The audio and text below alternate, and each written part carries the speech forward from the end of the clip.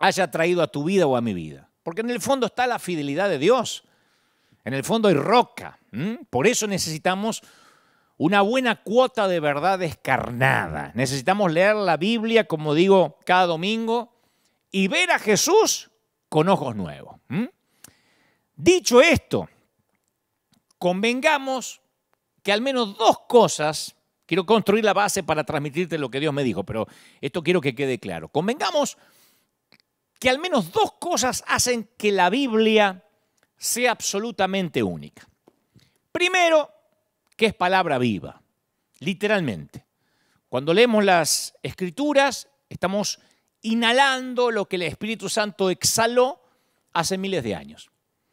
Segundo, nunca uno llega al fondo de la Biblia, uno dice, ya me la leí toda, no. Porque es como un caleidoscópico, es caleidoscópica la cosa. Uno se mete y va descubriendo nuevas vertientes, nuevos caminos. No importa cuántas veces leas la Biblia, nunca se hace vieja, nunca se hace viejo lo que leemos porque es atemporal y es oportuna. Entonces la Biblia, como decíamos también el domingo pasado, fue compuesta por más de 40 escritores, más de 15 siglos, en 3 idiomas, en 3 continentes. Y estos autores van desde agricultores y pescadores a reyes y poetas, a profetas, a prisioneros de guerra, y abarca casi todos los temas bajo la ley del sol: la historia, la poesía, la profecía, la cosmología, la teología y las guías que se vayan a inventar. Sin embargo, a pesar de que toca cientos de tantos temas polémicos, no se contradice. Y por eso es que hay un autor detrás de todo eso. Detrás de cada escritor hay un autor que es el Espíritu de Dios inspirándolos, ¿no? ¿Y por qué mantengo esto de leer la Biblia con ojos nuevos? Bueno, porque yo también mencionaba, y quiero dejarlo claro antes de transmitir lo que Dios me dijo que te diga, que hay una forma muy sutil de idolatría llamada bibliolatría. Y es tratar la Biblia como un fin en sí mismo en lugar de un medio para un fin. Entonces, el objetivo del conocimiento de la Biblia no es solo el conocimiento de la Biblia en sí. Algunos me han escrito durante la semana y me escriben y me dicen, no me gusta tu mensaje porque no lees la Biblia. O sea, lo que me están diciendo es que la memorizo, la parafraseo, pero no digo, vamos a leer en el San Lucas capítulo 4, versículo tanto en la página tal de la Reina Valera, lo tienen conmigo. Eso es lo que no hago. Por una cuestión de que vayamos rápido al punto, ¿no? Pero algunos dicen, no lees la Biblia de la Biblia como se tendría que hacer. Y me pregunto siempre si Jesús andaba con los rollos de Isaías bajo el brazo. No, Jesús decía, oíste que fue dicho, mas yo digo. O sea, no es necesario aprenderse la Biblia de memoria. El objetivo es aprender a reconocer y responder a la voz de Dios para que crezcas en intimidad con Él a través de las Escrituras. Pero la Biblia también puede ser mal utilizada o manipulada. El mismo diablo intentó usar la Escritura para tentar a Jesús. Si eres hijo de Dios, dile a esta piedra que se convierta en pan. Entonces, para no aburrirte, ir al punto. Cuando sacas al Espíritu Santo de la ecuación, te quedas con la letra hueca de la ley. Esa es la diferencia entre la información y la transformación. Uno puede informarse con la Biblia o puede transformarse. Yo sé que hay quienes creen que Dios solo habla a través de la Escritura, no está en la Biblia. Porque la Biblia es inspirada por Dios y yo sé que el canon está cerrado. Pero en realidad uno está minando la autoridad de Dios cuando desacredito la capacidad de Dios para hablarnos de alguna otra manera, además de como ya lo hizo en las páginas de la Biblia. Cuando yo examino las Escrituras, veo a Dios apareciendo en lugares extraños, en tiempos extraños, de maneras extrañas. Y el hecho de que algo no esté en la Biblia no necesariamente lo hace antibíblico. Porque si no, estamos reduciendo a Dios a un libro. No te muevas, Dios, de entre Génesis y Apocalipsis, porque entonces no eres mi Dios. No. Cuando yo digo no bíblico, quiero decir contrario a las enseñanzas de las Escrituras. Hay otra categoría que se llama abíblico. No bíblico, sino abíblico. Y esto es una connotación diferente. Significa que no tiene precedente en las Escrituras. Y eso necesariamente no lo hace antibíblico. No sé si me explico. O sea, no hay en las Escrituras precedente para los púlpitos. En las Escrituras no hay precedente para las transmisiones en línea, para hacer un live. No dice la Biblia que algún día vamos a predicar por internet o por televisión.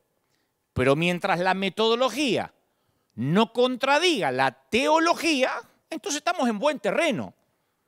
Incluso podríamos estar pisando terreno sagrado.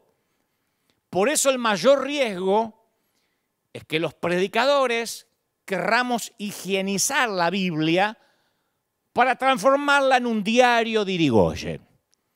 Usar la Biblia con los pasajes que nos convienen, los que suenan mejor. No hablar la Biblia de manera descarnada, decir, no, esto no lo van a entender, no, esto suena muy déspota, no, esto mejor no lo cuento, no lo va. No, la Biblia es la Biblia. Es un libro de poesía, narración, ensayo, biografía descarnada. Y cuando uno higieniza la Biblia es un diario de Irigoyen. Si yo solo te hablo de las promesas de la Biblia, te estoy haciendo el diario de Irigoyen. Te estoy haciendo una Biblia especial para ti, para que la puedas digerir. Y la Biblia es completa, absoluta.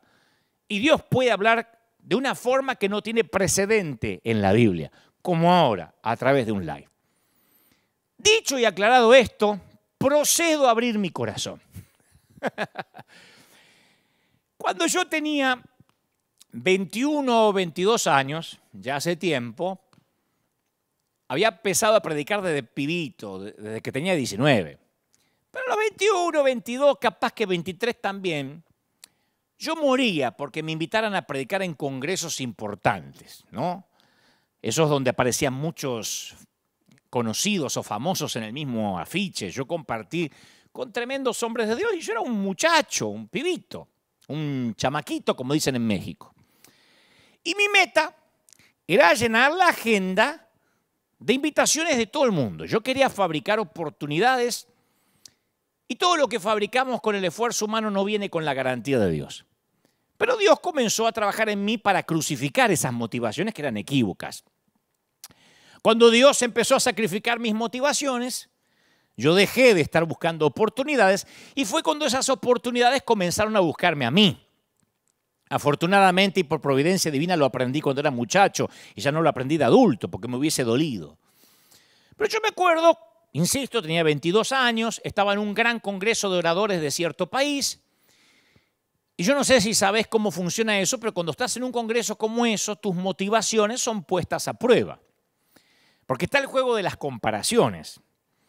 Mientras mejor le vaya al otro orador, peor te ves vos. Y mientras más mal le vaya al otro, mejor uno se ve, porque la gente compara. ¡Qué tremendo que estuvo fulano! Sí, pero cuando pasó sultano, lo superó. Eso ocurre. Es espantoso, pero ocurre. Y los oradores lo viven. Viven esa presión. Pero en aquel entonces era peor porque yo era inmaduro y muy inseguro. No quería que a otro le fuera demasiado bien y justo antes que yo predicara porque me dejaba mal parado. No quería estar a la sombra de nadie. Y codiciaba los elogios de la gente. Yo recuerdo que luego de mi oratoria, yo tenía 2, 3 mensajes que iba por todo el mundo con los mismos mensajes. Recuerdo que cuando terminé de predicar, detrás mío pasó un ungido hombre de Dios que me destrozó en público, literalmente. No dijo Dante Gebel, pero dijo esos argentinos, muchachitos, que esto y lo otro, pero él le liquidó. Todo el mundo sabía que estaba hablando de mí. Después nos hicimos amigos, dicho sea de paso. Este hombre de Dios parece que se olvidó lo que dijo y a modo de perdón o de pedido de perdón o disculpa, después me invitó a su país y nos hicimos amigos. Yo nunca mencioné más el asunto. Pero mientras que me estaba liquidando y yo tenía 23 años, el anfitrión del congreso, me acuerdo que puso la mano así sobre mi rodilla, estaba sentado al lado y me dijo, no te preocupes, Dante, esto te va a ayudar en el carácter. Y me tocó así la pierna, la rodilla, como diciendo, vamos, no te preocupes. Me hizo acordar aquella historia donde una vez cuentan que un estudiante subió a predicar con mucha confianza y bajó muy humillado, ¿no? Porque le fue mal. Entonces dicen que Spurgeon le dijo, si hubieses subido como bajaste, habrías bajado como subiste. Y es que no se consigue honra a base de buscar honra. Se consigue honra a base de dar honra. Pero yo no lo sabía.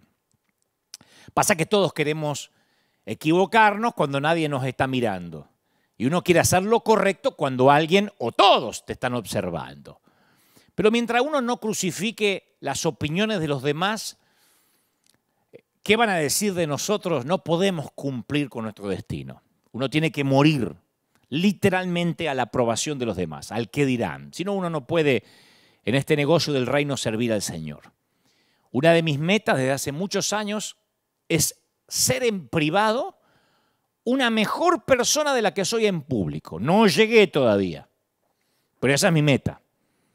Yo quiero que aquellos que más me conozcan, los que conozcan a Dante en intimidad, sean quien más me respeten, quien más me admiren, no que digan, no sabe lo que es este tipo cuando no hay una cámara, oh, no sabe lo que es este cuando no lo están mirando.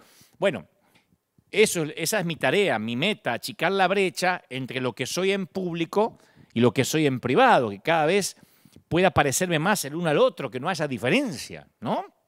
Esa es la esencia de quién soy en realidad. Alguna vez Carlos Anacondia, el querido Carlos Anacondia, me dijo, mira, hay muchos líderes que están enamorados, así habla él, ¿no? Que están enamorados pero de la vanidad del éxito, más que de las almas. Y a mí me quedó eso, que si a mí me dolió lo que dijo este otro líder de mí cuando tenía 22, 23 años, es que tal vez yo estaba más enamorado del éxito que de la gente, que de las almas, ¿no? La vanidad del éxito. Que por cierto, el término vanidad aparece 75 veces en la Biblia. Su uso mayoritario está en el libro de Eclesiastés, aparece 28 veces y después aparece 10 veces en los Salmos. Y hay otros libros como Isaías, Jeremías, que empatan 8 registros de esta palabra. Pero en los Salmos, vanidad se usan como un adjetivo de la naturaleza humana, pasajera, mortal, perecedera, débil. Y a mí me viene a la mente, siempre que hablo de vanidad, la escena final de la película que interpreta Al Pacino en El abogado del diablo, que hace de Lucifer, y cuando parece que su víctima ha logrado escapar de sus tentaciones, él se las ingenia para volverlo a seducir. Y la película, se las voy a espolear, pero la película termina con que Lucifer mira a cámara y dice con una sonrisa, vanidad, definitivamente mi pecado favorito. Y yo creo que literalmente y definitivamente es el pecado favorito de Satanás. Ahora, ¿por qué hago esta introducción? Porque todavía es introducción. Primero hablé del diario de Irigoyen, después hablé de la importancia cuando Dios nos habla sin precedentes, como quizá nunca antes habló en las Escrituras, porque quiero dejar esto en claro. Para que veamos por qué la vanidad está tan ligada a cuando Dios nos llama o cuando Dios nos comisiona. Tenemos que tener bien claro esto. Ser amado significa ser escogido, ¿sí? La sensación de sentirse escogido es uno de los mejores regalos que el amor concede al amado. Quiere decir que si alguien me considera como un ser único y esa persona quiere estar cerca de mí, yo me siento amado. Porque alguien cree que yo puedo hacer una contribución importante. No hay mayor regalo como el de ser escogido, ni hay peor dolor como el de ser rechazado. Y cuando alguien escoge a un rechazado, la vida de ese rechazado cambia. Yo crecí sabiendo que era diferente y lo detestaba. No me voy a hacer el superado. Yo detestaba en mi adolescencia saber que era diferente, pero no sabía qué tenía. Porque mi manera cerebral, mi manera de procesar las cosas, siempre fue distinta. Y para aquel entonces yo no sabía que había un diagnóstico. Yo me sentía raro. Yo veía las cosas de manera diferente, divergente, ni mejor ni peor. Yo razonaba, hasta el día de hoy razono de manera diferente. No sabría que tenía el síndrome de Asperger, que es parte del espectro autista, hasta casi cumplir los 40 años. Yo no sabía. Eso no es un resfrío que uno se pesca en la esquina. Eso es una condición con la que uno nace y tiene que acostumbrarse a los adjetivos calificativos buenos y a las cosas que acarrean negativas. de tener ese síndrome. Pero el dolor de ser distinto a mí me llegaba a lo más profundo. Yo todavía puedo sentir la sensación de estar sentado en el pasto en la secundaria, tratando de hacer de cuenta que no me importa que no me elijan. Para un deporte, para un equipo.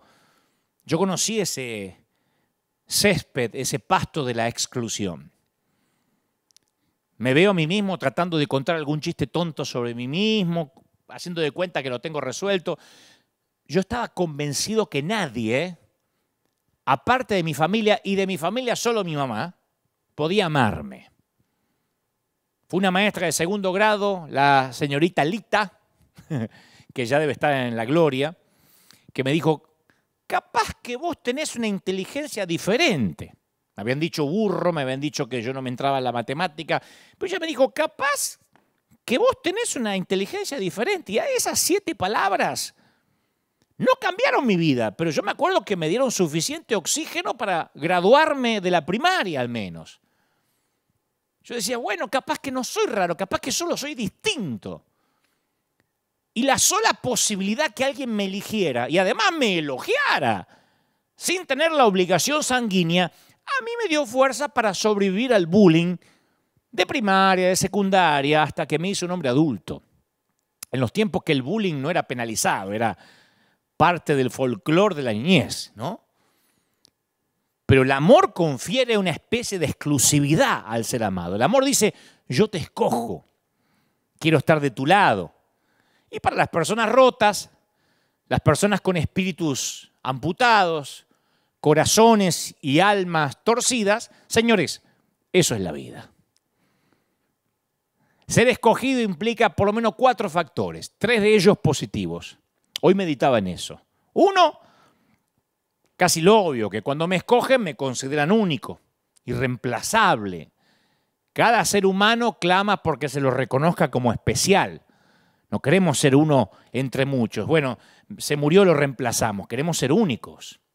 Número 2, cuando me escogen, me reconocen como alguien que tengo algo para aportar, ¿no? Que mi singularidad es positiva. Tengo un don que va a marcar la diferencia. Tengo algo que va a ayudar al equipo. Las personas escogidas, ¿qué son? Significativas. Por eso se escriben y se leen sus biografías, porque sus historias son importantes. Tercero, cuando me escogen es porque alguien me quiere. Alguien me estima. No estoy aislado, no estoy desconectado, se me quiere. Yo pertenezco. Cuando Dios nos escoge, Él nos imparte todo lo bueno que viene con esa elección, con ese llamado. Pero cuarto, es que en nuestro mundo caído, el término escogido tiene una cuarta implicación que no está presente en el corazón de Dios. En nuestro mundo, ser escogido casi siempre significa que nos escojan a expensas de otro. En nuestro mundo, que nos escojan quiere decir ser mejor o superior a alguien, ser objeto de celo, ser el favorito. ¿Me explico? En nuestro mundo, la lucha por la elección se convierte en un juego competitivo y el premio de consolación para los perdedores es una pequeña criatura conocida como la envidia. La gente rota no califica. En este mundo el valor de la selección aumenta en proporción a cuántos otros son rechazados para la misma distinción. Nos pasa cuando enviamos la ayuda financiera a los países. Las fundaciones elegidas dicen gracias, gracias, y los que no son elegidos dicen, pero a nosotros no nos eligió, ¿dónde está el amor de Dios? Y no se puede bendecir a todo el mundo para que nadie se ofenda. Si una dama es escogida como Miss América, significa que otras 50 fueron rechazadas, sin mencionar a las miles que ni siquiera llegaron al desfile final. O sea, que la selección en este mundo caído viene a expensa del rechazo de otros. ¿Qué es lo que sucede con lo que decimos siempre? Los que se creen dueños de la sana doctrina, los que se creen que son los únicos que se van a ir al cielo. Dicen, somos la iglesia escogida, mientras que las otras liberales son rechazadas. Yo soy el siervo de Dios, no ese payaso. Y cuando llegamos al camino del Señor, nuestro deseo es que la puerta esté abierta, que la gracia sea abundante para perdonarnos. Y una vez que entramos, de alguna manera ese deseo se invierte. Ahora queremos que la puerta se haga más estrecha para que la gentuza quede afuera. Una vez que estoy en el club, quiero que sea tan exclusivo como sea posible, si no, ¿cuál es el chiste? Pero en el plan de Dios, el hecho de que vos seas escogido me enriquece a mí en lugar de disminuirme. A Israel se le llamó el pueblo escogido por Dios, pero no en el sentido de que fuera su favorito o que Israel tenía un atajo para llegar al cielo. El plan de Dios era que a través de Abraham sean bendecidas todas las familias de la tierra. O sea que Israel no fue escogido en desmérito a las demás naciones de la tierra, sino por el bien de las demás naciones de la tierra. El plan de Dios era que todos los demás pueblos se sintieran atraídos hacia Israel. Fue la comprensión de esto lo que conmocionó a Pedro cuando se dio cuenta y dijo, ahora comprendo que en realidad para Dios no hay favoritismo, sino que en toda la nación, todas las naciones, Él las ve con agrado. Esto es a los que le temen y actúan con justicia. Pero nuestro mundo juega un juego diferente. Solemos tener reacciones instintivas, críticas y comparaciones competitivas que nos alejan del amor. ¿O no? Vemos a alguien manejando un auto caro o que viste ropa de marca, ¿y qué pensamos? ¿Cómo le gusta la plata? Ahí sí, perdió la humildad. ¿Viste? Tiene suelas rojas bajo el zapato. Dejó de ser humilde. Cuando era humilde tenía suelas negras. Ahora, si tiene un auto que se cae a pedazos y los zapatos despegados, ¿qué pensamos? Y algo debe estar haciendo mal, algo habrás hecho. Si no, Dios ya te habría bendecido. Si alguien se queja, pensamos, te falta fe, no confías en Dios. ¿Cómo confesás que estás enfermo? Pero si alguien te ve que siempre estás feliz, que estás bendecido, decimos, es que vive el evangelio de la prosperidad. Deja que ya va a morder el polvo. O sea, todo concluye en, esta persona tiene algo que yo quiero. O yo quisiera tener su inteligencia, o su apariencia, o su ministerio, o su clase, o su dinero, o yo quisiera por lo menos que él no lo tuviera. Si yo no puedo tener esas cosas, sería más fácil si nadie más las tuviera. Y estos pensamientos me llevan a jugar el juego de la hoguera de las vanidades. Al comienzo del ministerio de Jesús, los discípulos de Juan el Bautista vinieron a Juan, ¿no es cierto? Y le dijeron, porque Juan tenía a sus discípulos, sus seguidores. Estaban con el número 1 del momento. Convengamos que Juan el Bautista era el number 1 del momento. De repente aparece otro por ahí, le dice, Rabí, fíjate que el que estaba contigo, al otro lado del Jordán, de quien tú diste testimonio, o sea, de que tú lo respaldaste, ahora está bautizando. Y todos acuden a él. Es una acusación. Están diciendo encima que lo respaldaste al tipo, ahora el tipo se hace sus propios bautismos. Estaba muy preocupado porque el índice de audiencia de Juan estaba decayendo. Y Juan estaba a punto de perder su trabajo. Entonces le llevan esto a Juan las noticias del descenso de su fama. Dice, mirá que te bajaron los seguidores en Instagram.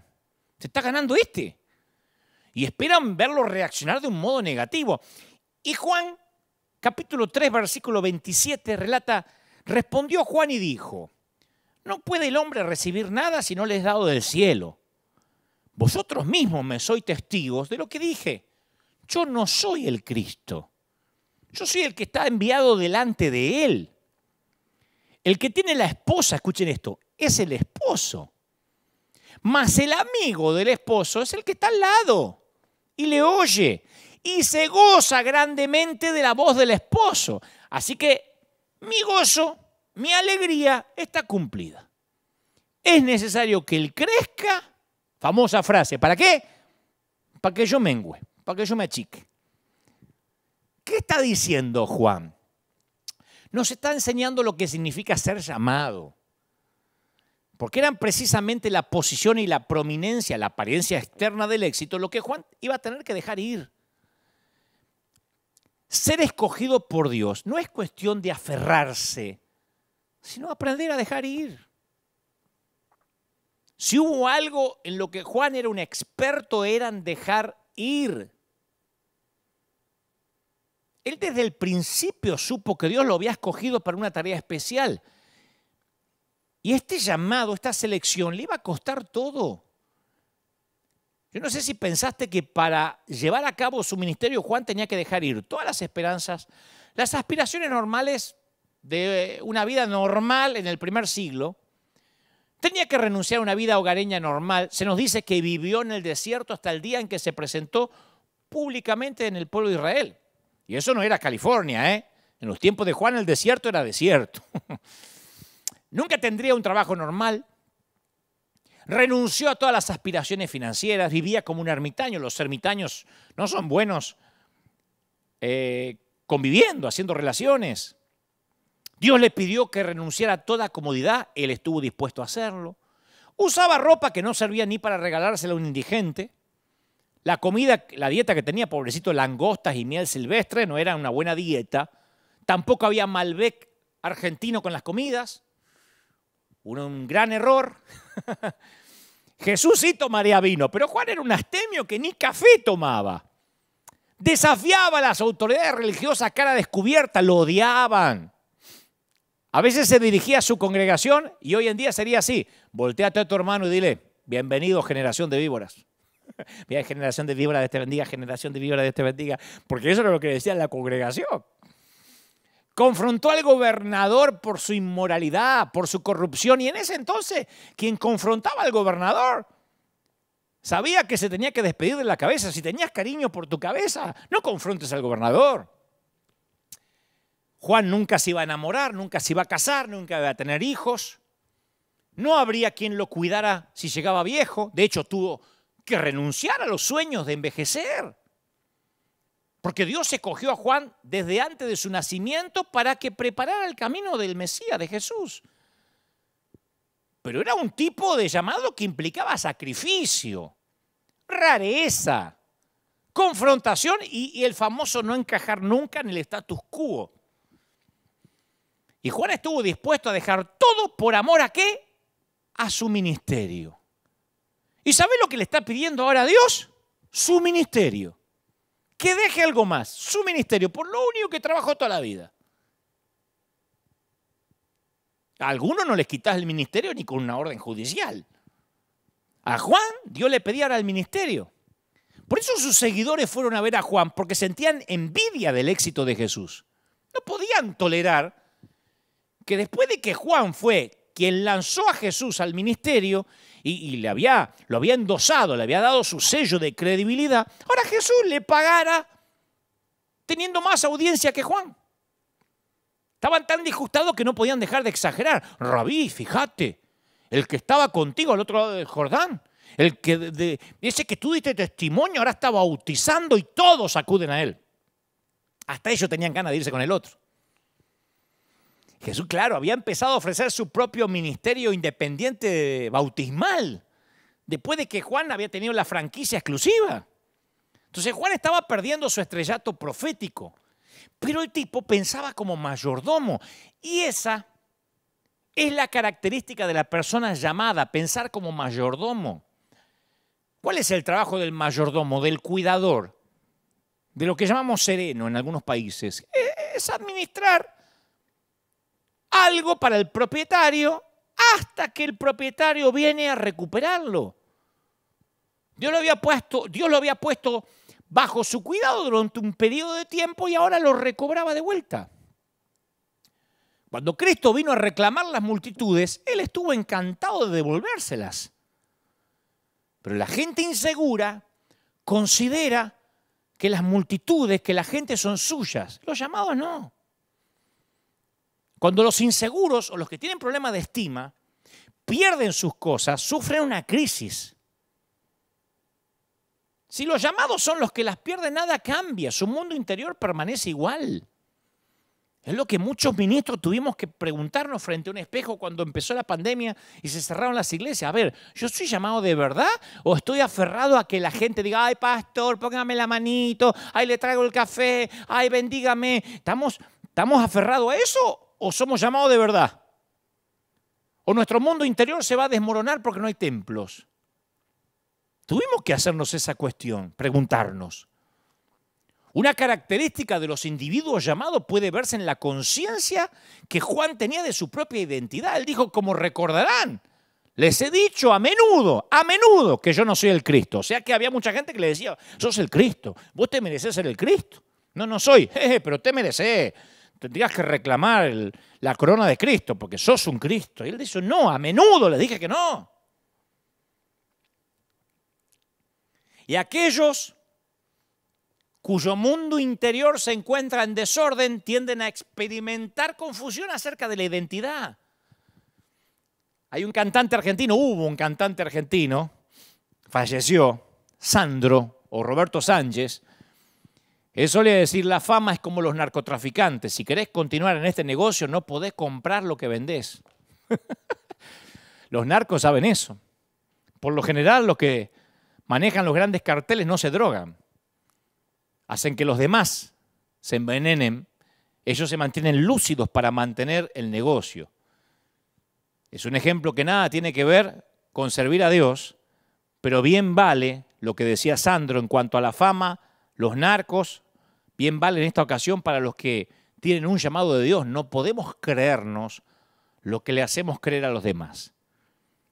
Hay gente que le cuesta separar el papel que realiza de la persona que son. Y esa es la causa por la que muchos hombres y muchas mujeres tienen dificultad de aceptar la jubilación o que un día Dios diga hasta acá. Esa es la causa por la que una mamá a veces sufre una depresión cuando el último hijo se va del hogar, porque ella tenía una identidad asignada de los hijos. Y muchos líderes capaces, con talento, se enfrentan a esa tentación de empezar a creerse sus propios comunicados publicitarios, sus propios posts de Instagram. Yo publico muchas cosas en las redes. El tema es que si me los empiezo a creer, de verdad tengo un problema. No puedo comprar lo que vendo. Una fantasía mesiánica me puede ir infectando gradualmente la personalidad y mi estilo de liderazgo. Y al olvidar lo que somos en realidad, comenzamos a distorsionar nuestra identidad. Capaz que empezamos con humildad a servir al Señor y un día hacemos una escena porque nos sirvieron soda o gaseosa en un vaso de plástico. ¿Cómo le vas a dar un vaso de plástico al siervo de Dios? Capaz que nos agarra la locura por una estupidez. Nos volvemos tan ocupados que no tenemos tiempo para ordenar nuestro mundo interior en el desierto. San Pablo ofreció un valioso precedente cuando le escribió a Timoteo en el capítulo 1, versículo 13. Él dijo, anteriormente yo era un blasfemo, un perseguidor y un insolente. Pero la gracia de nuestro Señor se derramó sobre mí con abundancia. Un hombre con un recuerdo tan fresco de ese tipo no puede pensar sobre sí mismo más elevadamente de lo que debe. Y esta es otra dimensión de la calidad de un llamado. Juan el Bautista comparó su propósito con el padrino de una boda. Él dijo, el que tiene la esposa es el esposo. Yo soy el amigo del esposo. Eso decía Juan. Yo soy el que está al lado del esposo o del novio. El que oye su voz y se goza con la voz del esposo. No me pongo celoso. El propósito del padrino es estar al lado del novio y asegurarse que toda la atención se centre sobre el novio.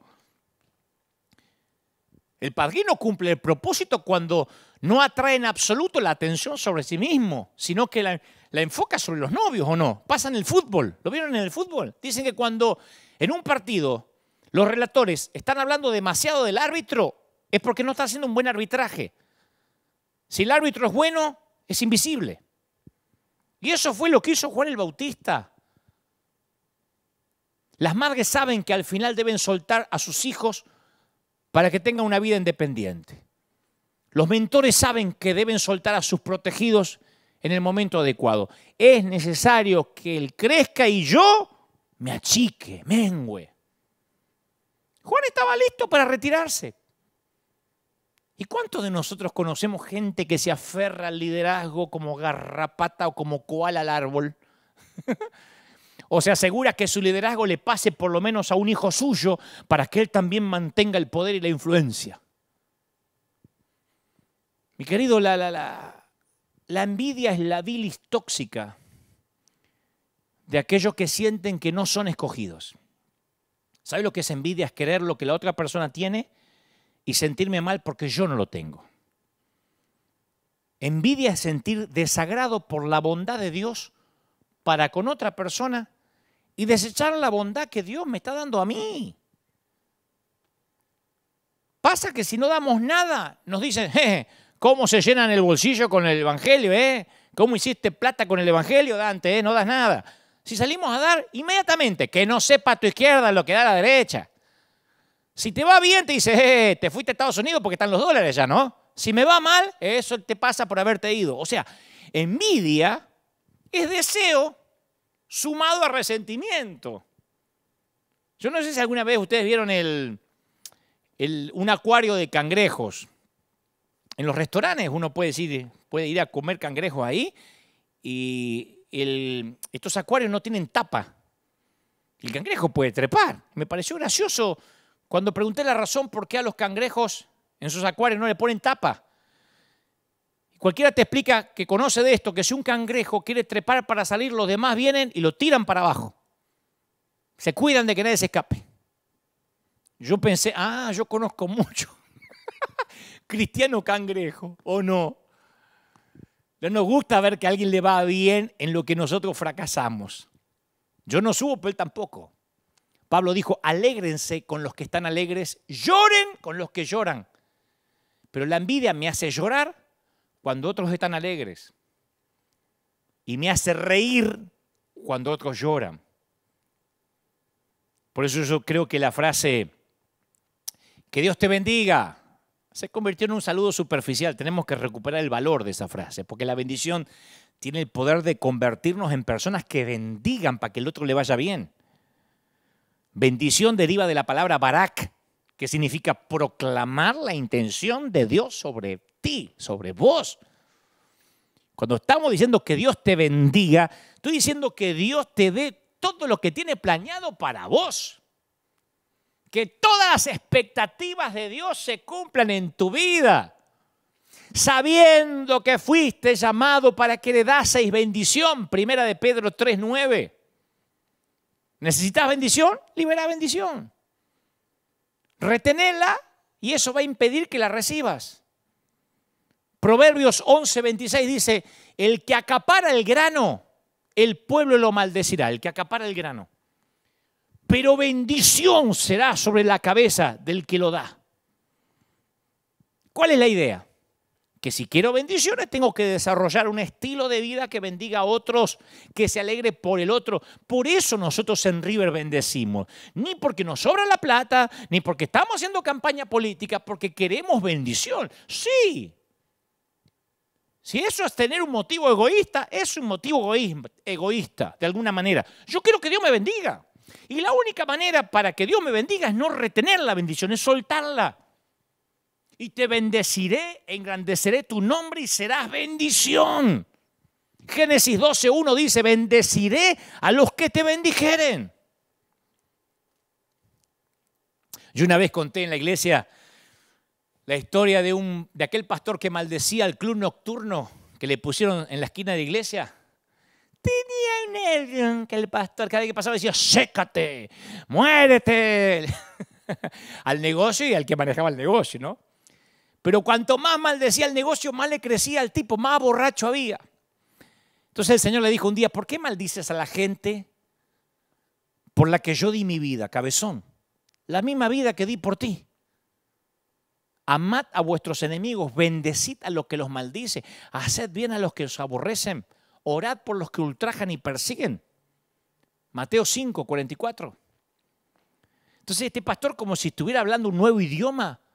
¿Viste cuando uno habla un nuevo idioma que no sabe si lo está diciendo bien? Nacio, Mitio. Uno dice, estaré diciendo, cuando aprende chino, que uno dice, estaré insultando o estaré diciendo la verdad. Bueno, como si hubiera aprendido un nuevo idioma, este pastor se para delante del bar por la orden nueva de Dios y los bendice. Dice que el Señor le conceda las intenciones de su corazón al dueño del bar.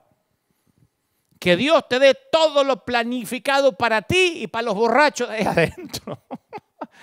Y en una semana el negocio cerró sin previo aviso. Porque Dios cumplió el propósito de esa gente, que no era tener los borrachos de por vida. Otra historia similar que te va a causar gracia. estamos de acuerdo que después que Dios creó todo, hizo cada animal de la creación, dijo que todo era bueno. ¿Estamos de acuerdo, no?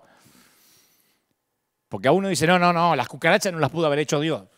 Todo lo que está en la creación dice que era bueno, por algo están.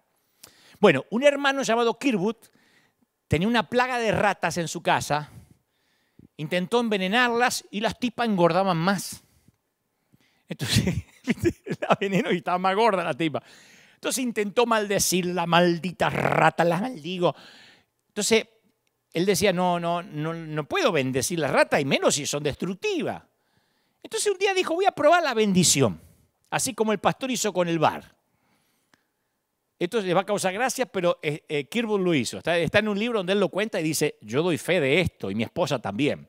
Se paró y gritó, señores ratones, ratas, yo no sé por qué Dios los creó, pero estoy seguro que los creó no para que se instalen en mi casa. Este no es el hábitat natural de ustedes. Así que las bendigo para que Dios cumpla el propósito por la cual fueron creadas, por las cuales subieron al arca de Noé. Las libero para que se vayan a su hábitat natural. O sea que las expulsó de la casa con bendición. Y cuenta que al día siguiente no había ni una sola rata. Porque cuando bendecimos lo que Dios bendijo, uno se pone de acuerdo con él. Esto de las ratas deberíamos hacerlo con cierta gente, ¿no? A veces lo hago yo cuando en las redes me dicen, decidite, ¿sos pastor o payaso? ¿Sos pastor o payaso? ¿Entretenés a las cabras? Y yo le digo, las dos cosas, papi. Payaso tiempo completo y pastor en un rato libre. Un abrazo enorme, me hiciste el día. Y les pongo jajajaja. O sea que los libero para que los fariseos se vayan a su hábitat natural. Para que cumplan el propósito por el cual existen en el cuerpo de Cristo. La envidia es como una mujer que ronca. Más vale despertarla que sentirla, decía un amigo. La envidia es peligrosa porque se opone a las demás personas. A los pecados como la avaricia, la lujuria son cuestión de gratificación de mis deseos. Pero la envidia no solo busca mi autogratificación, sino que persigue disminuir a quien yo envidio. Eso es lo feo. No es un pecado solo contra mí. Y por su propia naturaleza la envidia nunca puede apaciguarse. Complacer a la envidia es como tratar de calmar la sed tomando agua de mar, agua salada. Cuando yo envidio a alguien, pierdo de vista la humanidad de esa persona. Cuando Caín miró a Abel, ya no lo vio más como su hermano. Yo conozco gente que ya no se ven como hermanos. Abel ahora es solamente el rival que amenaza la posición de Caín delante de Dios. Abel ahora es el odiado favorito, el enemigo íntimo. ¿Cuál es tu enemigo íntimo? Y al igual que Jesús, que tuvo que experimentar su tentación en el desierto, así le pasó a Juan el Bautista. Esta fue la prueba de Juan. Para Jesús la tentación fue convertir piedras en pan, lanzarse del templo, inclinarse y adorar a Satanás. La tentación para Juan adoptó otra forma. Haz algo grande para traer de vuelta a las personas que se están yendo con el otro. Ajustar el mensaje, ayornate, cambiarle la estrategia de marketing. La manera de medir tu éxito es mediante el número de personas bautizadas, Juan. Así viste como McDonald's mide su éxito por el número de hamburguesas que vende o Starbucks por la cantidad de café que vende. Bueno, confía en lo visible. Aquel está bautizando más gente que vos. Aparte, en esa tentación había otro mensaje, más sutil, pero ahí estaba, que Jesús era su adversario, que el ministerio de Jesús constituía un rival para Juan. Que él sea más grande implica que vos seas más pequeño, y eso es intolerable. Si vos le diste el endoso, vos cuando no era nadie, cuando era un carpintero de Nazaret, lo presentaste vos. Cualquier parecido con la realidad es mera coincidencia, ¿eh? Los seguidores de Juan lo amaban, pero ese era un tipo de amor harapiento, un tipo de amor miserable que lo iba a destruir si él les prestaba atención. Saúl fue el guerrero de Israel y se nos cuenta que era tan alto que los demás apenas le llegaban al hombro. Era de los más altos, si acaso el más alto de todo Israel. ¿Y sabe qué pasa? Que uno se termina acostumbrando a ser más alto que los demás. Cuando ves todo de más arriba, tiene su encanto, No me voy a hacer acá el que orino agua bendita. A veces estar un poquito más alto en cualquier cosita, te hace sentir, te gusta, nos gusta. No nos gusta que alguien asome su cabeza en el lugar que está reservado para la nuestra, pero pasa. El año pasado viajé a El Salvador para la toma de posesión del presidente Nayib Bukele. Nos hicimos amigos cuando él era apenas un candidato y después, cuando él tiene que asumir la presidencia, me invita a hacer una oración, ¿no? Y tanto ahí o como cuando luego más tarde fui en diciembre a hacer un superclásico, el presidente, sin que eso se lo pidiera, puso todo su aparato de seguridad a mi disposición. Desde que llegué al aeropuerto de El Salvador no pasé por migraciones, no me revisaron las maletas. Por acá, señor, lo espera, claro, un invitado del presidente. Y después tenía motos, patrulleros, ejército. No paré en ningún semáforo. ¿Sabe lo que es eso para un argentino? No hice filas en ninguna parte, no pasé por seguridad. No tenía que abrir ninguna puerta. Tuve 3 días sin abrir una puerta. Yo hacía así y corría alguien y me abría la puerta. No tenía que cargar maleta. No sé cómo me dejaron bañarme solo. Me pusieron custodia. El ejército literalmente, yo iba, pero no solo cuando fui a la toma de la presidencia, sino cuando iba a un restaurante a comer, tenía 5 policías delante, el ejército tocaba, y yo pensaba, me abrían paso. Miramos en el celular, el GPS o el GPS, cuánto tardamos de ir a un lugar a otro, y decía, uy, con el tránsito 45 minutos. Me dice, no, señor, usted no. La policía le paraban así a los autos y en 5 minutos estaba donde yo quería. Imagino, bueno, también una vez el gobernador de Buenos Aires me llevaba en su helicóptero de un lado a otro y yo decía, esto es maravilloso. Yo decía, yo podría acostumbrarme a esta vida. Después aterricé acá y la carroza se me convirtió en calabaza, los caballos en ratones. Fueron 3 días en El Salvador de mirar tan alto que a los demás apenas me llegaban al hombro. Estaba bueno, no te voy a decir, no, porque yo soy humilde.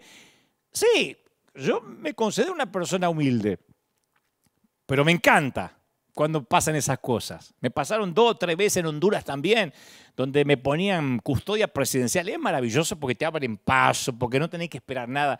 Por eso 3 días yo lo viví. Imagino por qué a los políticos después de estar 5, 6, 10 años les cuesta tanto soltar el poder. Están enquistados ahí y les cuesta horrores. Ahora aparece un joven llamado David, que ni es grande ni siquiera para usar la armadura de Saúl, pero que gana el campeonato de peso completo contra Goliat. Y ahora es un exterminador más grande que Saúl. Y aparece una nueva canción en la radio que empieza a sonar, o en Spotify también. Saúl destruyó un ejército, pero David aniquiló a 10. Lo cantaban como hip hop también. Saúl mató a 1000, David a sus 10.000. Oh, y Saúl no le agradó la letra. No lo podía ver nunca más como un pastorcito. Ahora era su enemigo íntimo. Literalmente dijo a David, le dan valor por 10 ejércitos. A mí me da uno solo. Lo único que falta es que le den el reino. Y a partir de esa ocasión, Saúl empezó a mirar a David con recelo. El mal de ojo de la envidia que filtra el amor y solo deja la amenaza. La envidia es un pecado del ojo. Hace que uno mire el césped del otro más verde que el mío. Mira, qué bendición, se le murió la suegra y yo la tengo en casa. Cuando se trata de la envidia es cosa de ojos. Es por eso que Dante Alighieri dice que en el infierno los envidiosos tienen que pasar la eternidad con los ojos cosidos. En el famoso infierno de Dante, la Divina Comedia. Por toda la Biblia hay un hilo, una hebra verde de envidia. Desde Caín y Abel, Isaac e Ismael, Jacob y Esaú, José y sus hermanos, María y Aarón murmurando contra Moisés. Raquel fue la escogida, Lea era la muñeca rota. Acab codiciaba el viñedo de Nabot. Ananías y Zafira querían tener una reputación de generosidad. Pablo le escribe a la iglesia de Filipos y les predica y les dice que algunos predican o algunos extienden el evangelio por envidia y rivalidad. ¿Quién predica por envidia? Y Pablo dice que hay gente que predica por envidia. que es el colmo.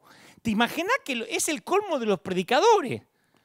Porque cuando yo predico, se me llama a decirle a la gente que se arrepienta, que tome su cruz y que mueran a sí mismos. ¿Cómo voy a sentir envidia porque otros predicadores llamen a las personas a morir por sí mismas mejor de lo que yo hago el llamado? Si todos vamos a morir a la cruz.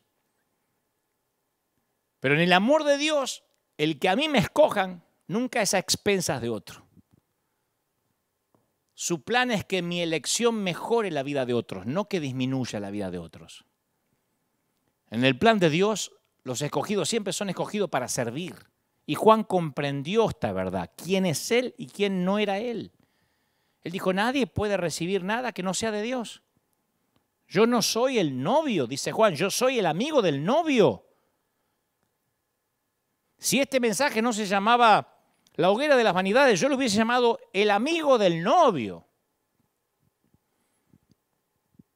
En las bodas judías de la antigüedad, el amigo del novio era como el padrino.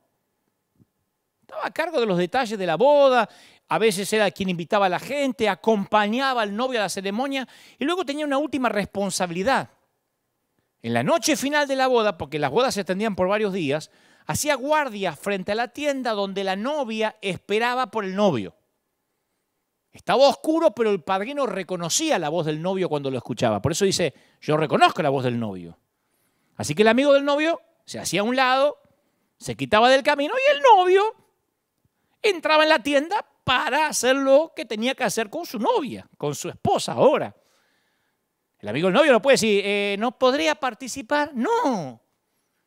Él tenía un gozo diferente, el gozo de servir a quien amaba. Si el amigo envidiaba al novio, es porque está tratando de reclamar a la novia para él. Lo iba a perder todo. La novia nunca le va a pertenecer. Y al tratar de quererla para sí, traicionaría a su amigo y además perdería todo el gozo que le corresponde al amigo del novio. Eso le dijo a sus seguidores Juan. Mi gozo es el gozo que le corresponde al amigo del novio. Yo mandé las invitaciones. Yo fui quien gritó en el desierto, preparen el camino para el Señor. Yo le serví al novio, él es mi amigo. Ahora está el novio acá. He escuchado su voz, vino a buscar a su novia. Por eso todo el mundo acude a él, porque ella es su novia, no la mía. Yo no soy robanovias de nadie. El gozo del prometido le corresponde a él. No crean que esto es doloroso para mí. Yo también tengo felicidad. Mi felicidad, la felicidad de ser amigo del novio. Si yo trato de apoderarme de su felicidad, termino sin ningún tipo de gozo. Ahora mi gozo está completo, no lo voy a perder, no voy a permitir que la envidia destruya mi gozo. Querido líder, querido pastor, la novia no es tuya. La novia no es mía, es la novia de él. Y cuando él quiere, reclama a las multitudes y tenemos que entregársela. La arrogancia no es algo que Dios quiere que llevemos. La Biblia no dice que Dios desaprueba la arrogancia, que a Él le desagrada la arrogancia. Dios la aborrece. Lo que una comida infestada de gusano nos produce a nuestro estómago es lo que la arrogancia le produce a Dios. La soberbia y la arrogancia aborrezco. Proverbios 8:13. Abominación es a Jehová todo altivo de corazón. No hagas nada por vanagloria. Filipenses 2:3. Cesen, cállense, shut up. Las palabras arrogantes de vuestra boca. 1 Samuel 2:3. Dios resiste a los soberbios. 1 Pedro 5:5. Antes de la caída, la altivez de espíritu. Proverbios 16:18. Jehová asolará, raerá la casa de los soberbios. Proverbios 14:25. Dios la aborrece. ¿Sabe por qué? Porque no hicimos nada que justifique estar orgullosos. ¿De qué vamos a estar orgullosos? ¿De qué? No le dan premios al lienzo que usó el pintor. No hay Pulitzer para la tinta que usó el periodista. No hay diplomas para el escarpelo que usó el cirujano. Son instrumentos, no reciben crédito por lo que hacen. No somos los merecedores del aplauso. David dice que el pastor guía a sus ovejas por amor a su nombre. No hay otro nombre en la marquesina, ni en los títulos, ni en los créditos. No hay otro bajo el reflector. Y eso no es porque Dios tiene un problema de ego. Nosotros lo tenemos. Dios sabe que nosotros no podemos administrar el éxito. Porque no nos conformamos con un poquito de adulación. Queremos tragarlo todo. Y el éxito nos atrofia el cerebro y pensamos que se trata de nosotros. Y olvidamos que somos polvo rescatado del pecado. Porque cualquiera que se enaltece será humillado y el que se humilla será enaltecido.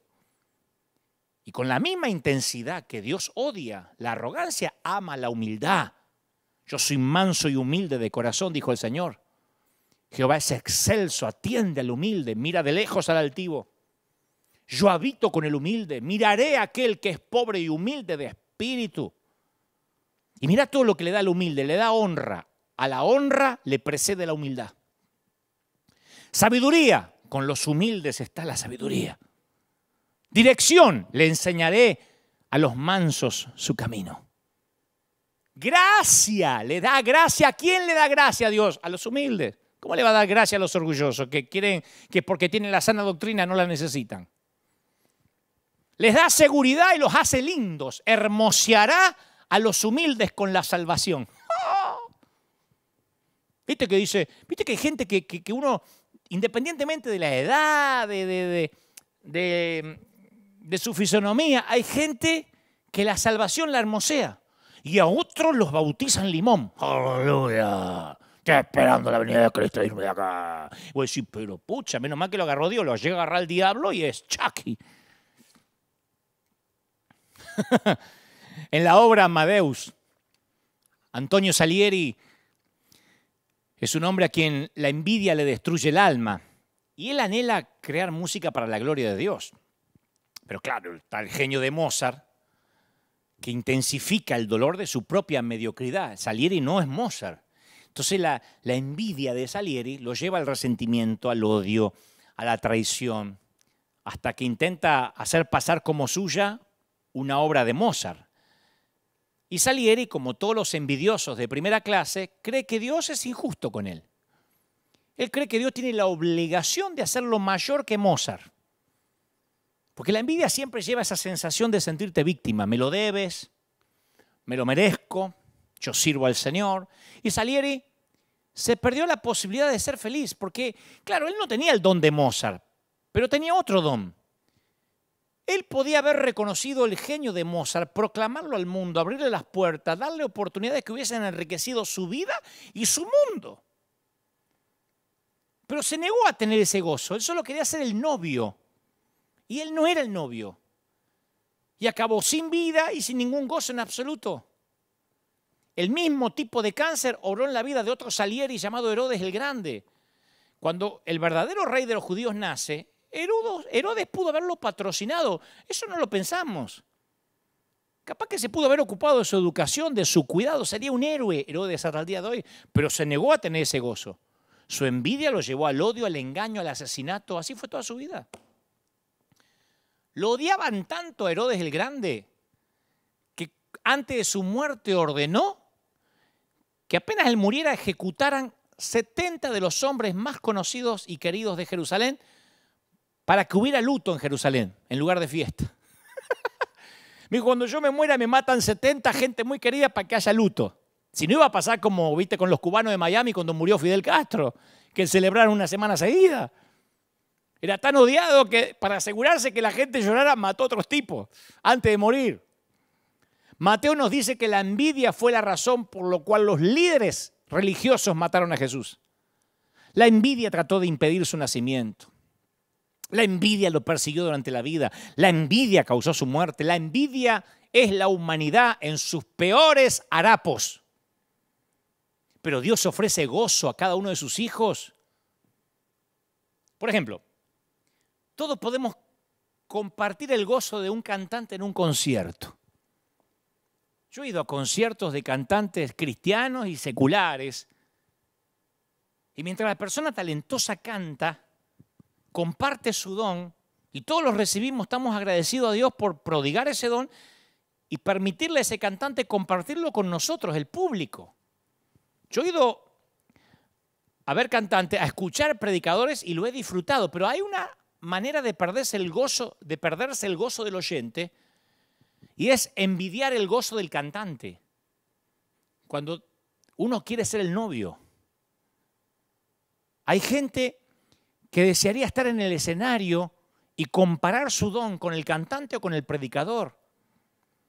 Y esa sensación de ansiedad hace que cuanto mayor sea el don de la otra persona o sus talentos o su belleza, más pequeño te sentís.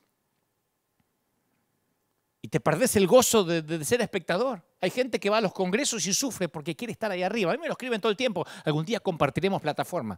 Algún día Dios me va a usar. Dios me dijo que Dios me va a dar estadios más grandes que los tuyos. O sea, no puede disfrutar lo que le corresponde ahora porque quiere estar allá.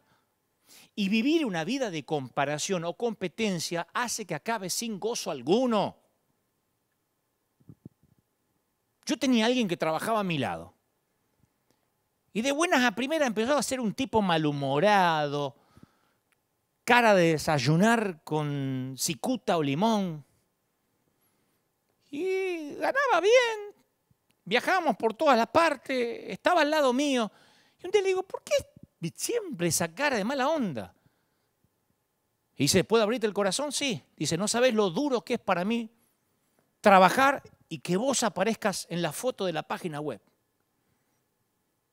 Le digo, ¿y si vos trabajás para mí, macho? Me dice, sí, pero es duro para mí no estar ahí en la página web. Como principal, no quería trabajo como principal. Y ese día supe que él no iba a descansar hasta tener su propia foto en su propia página web. La tragedia es que mucha gente prefiere ser la estrella de un equipo perdedor que el jugador mediocampista o de defensa de un equipo ganador. La pregunta es, ¿querés ser cola de león o cabeza de ratón? Se lo dije. Digo, ¿vos querés ser cola de león? Porque algunos sienten el orgullo tal vez no es la palabra, la felicidad, el gozo de ser, soy la cola de este león. Y otro dice, no, quiero ser la cabeza de mi propio ratón. Y bueno, hay muchos que son la cola del león, pertenecen a un grupo que gana almas, pero claro, no son reconocidos como el goleador. Él quiere ser Messi. Y Messi y Ronaldo no son todos. Entonces, la envidia le dice, abrí tu propio feudo, tu propio reino pequeño liliputense. Entonces se abren un lugarcito donde alguien le diga pastor, aunque sean 5 o 6 que le dicen pastor o apóstol, y le esperen con su comida favorita y con sus copas en vez de vaso de plástico, y cuando le sirven copa de vidrio dice, llegué, y estoy en la página web, sí, estás ahí, mi amor. Ay, qué lindo, y llegó. Dios ofrece gozo para cada uno de nosotros. Todos hemos sido hechos para hacer y ver las cosas de forma única. Dios te diseñó para que experimentes el gozo de ser maestro o ayudante, número 1 o número 2, promotor o diseñador. Y cuando encuentras esa forma única, experimentas el gozo. Yo gocé sirviendo a siervos de Dios. Dios sabe, acá he contado cosas peores. He dicho que era un petulante cuando tenía 22 años. Así que no tendría problema en decir, a mí no me gustaba ser número 2. Yo fui número 3, número 4, número 5, número 10 y lo gocé. Nadie limpiaba los instrumentos mejor que yo. Y si me ponían a servir café, nadie hacía el café. Yo era Ramón Valdés haciendo café. ¿Ramón Valdés dije? Juan Valdés. No, Ramón Valdés es el de Chavo del 8. Claro, yo era Juan Valdés, era el mejor. Porque sentía que si yo era un buen número 2, podía ser un buen número 1. Si yo era un buen Eliseo, podía ser un buen Elías.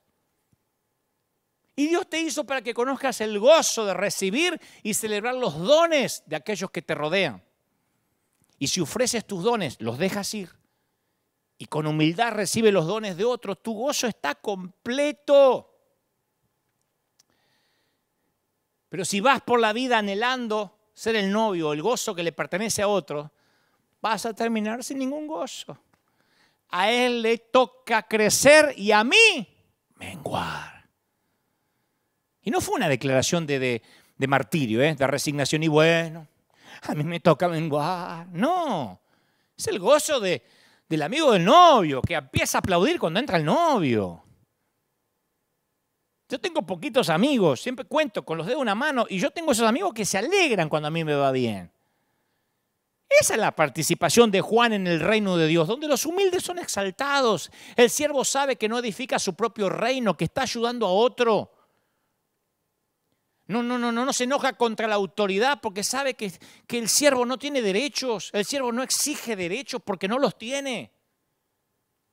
Nos llenamos la boca diciendo soy un siervo. ¿Sabe que el siervo hace la voluntad de su patrón? Los siervos no hacen huelgas. Raramente la queja de un siervo es atendida. El Señor dijo, ustedes son sirvientes, siervos. A nosotros nos encanta, recibamos al siervo de Dios. Siervo, si no te gusta, puedes irte. Pero ¿cuántas veces nos enojamos cuando no se nos trata con respeto? El siervo espera un trabajo duro, el siervo no espera descansar. Espera trabajar y duro. Desde temprano a la mañana hasta entrada de la noche, el siervo trabaja. Jesús lo dijo en Lucas 17. ¿Quién de ustedes teniendo un siervo que ara o apacienta el ganado, al volver del campo, luego dice, pasa, siéntate a mi mesa? No le dice más bien, prepárame la cena. Sírveme hasta que haya comido y bebido y después de esto, come y bebe tú. El siervo no espera que se lo reconozca, el siervo no espera que se le agradezca, ni que se lo aplauda por su magnífico trabajo. Hace lo que tiene que hacer. Y Jesús dijo, ¿acaso da gracias al siervo porque hizo lo que se le había mandado? No, así también ustedes, cuando hicieron lo que se les ordenó, digan, soy un siervo inútil porque hice lo que debíamos hacer. Lucas 17, 9. ¿Cómo reaccionamos cuando no nos reconocen lo que hacemos? ¿De cuántas iglesias nos vamos porque es que acá no me nombraron en el aniversario? ¿De verdad? ¿Estamos dispuestos a seguir trabajando cuando nadie se percata de ello? Freelance significa lanza libre. Viste que se usa mucho, yo trabajo freelance.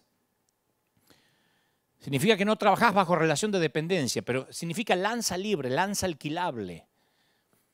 Fue un término anglo acuñado en el medioevo cuando los señores feudales requerían de recursos militares con fines de protección o de conquista. Entonces, en otras palabras, mercenarios a sueldo, soldados de fortuna. La aventura, la gloria, el botín seducía a propios y extraños. Y cuando terminaban las guerras, quedaban un montón de hombres varados en tierras extrañas con una única posesión, su lanza y un único oficio, la guerra. De ahí freelance. No hay nada más poderoso que la sensación de nada que perder, nada que proteger. Para resumírtelo, las personas rotas no tenemos nada que proteger ni nada que perder. Yo lo único que tenía para proteger lo perdí a los 22 años en un congreso de manera pública. Me liquidaron, me humillaron de todas las maneras que se puede humillar a un predicador. Me dijeron payaso, que yo predicaba con chiste, que mi ministerio se iba a terminar. Y Dios lo permitió, ¿eh? Dios ya me estaba preparando para lo que iba a ser las redes sociales. Las redes sociales a veces son cloacas de literalmente verborragias, de epítetos, de adjetivos descalificativos, porque las redes sociales son una gran herramienta, pero también sirven para que se oculten de manera anónima los cobardes, los que cara a cara no te dirían nada, pero ahí escriben con total impunidad. La mayoría que escribe y que critica a lo mejor terminó de ver una página porno, la cerró y se te pone a decir, ¿por qué no lee la Biblia cuando predica? Porque el que critica no es el más santo, justamente es el que quiere equilibrar su balanza de la vida oculta que tiene. Tiene una doble vida. Y cuando digo doble vida no es que de noche se viste de Batman y sale a combatir el crimen, ¿eh? Pero es maravilloso no temerle a nada, ni al sufrimiento. Porque como Juan hemos decidido que el Señor nos lleve en sus brazos, no le tememos a los hombres. Esa es la libertad. A mí me preguntan siempre, ¿sos vos el que contesta en las redes? Sí. Y no es que soy un maleducado, a lo mejor porque soy Asperger, pero lo segundo, que no le tengo miedo a la opinión de la gente. Esto lo va a perjudicar a su imagen, me pone alguno. ¿Qué imagen? Los freelance no le temen a la muerte porque saben quién y qué le espera del otro lado. Y al estar roto, ¿quién nos puede quebrar? ¿Somos indestructibles? Dios nos libre de estar lejos de la flojedad de los liberales y del estrechamiento neurótico de los legalistas.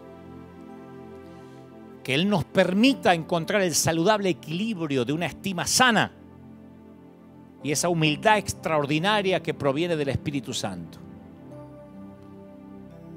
Pero fundamentalmente que nos ayude a no quemarnos en nuestra propia hoguera de vanidades.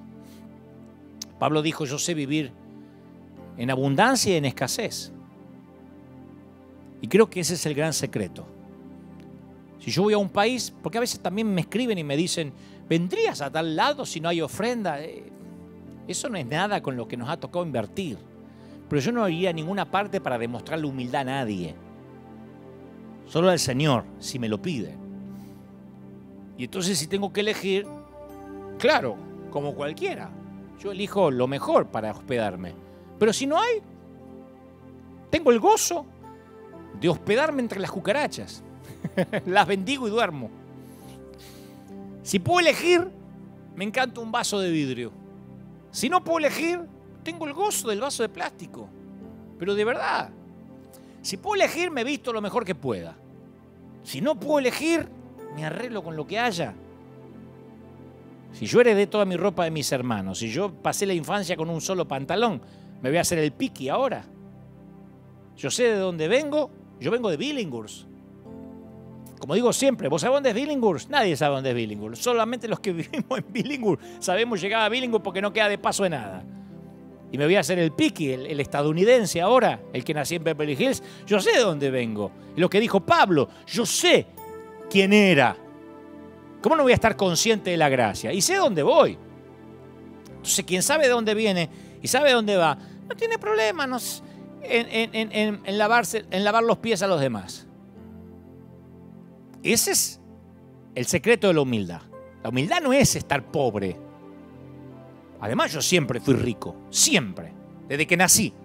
Solamente que tuve largas décadas sin dinero.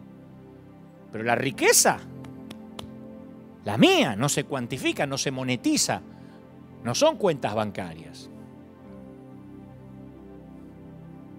Y el Señor quiere que entendamos más que nunca que somos los amigos del novio.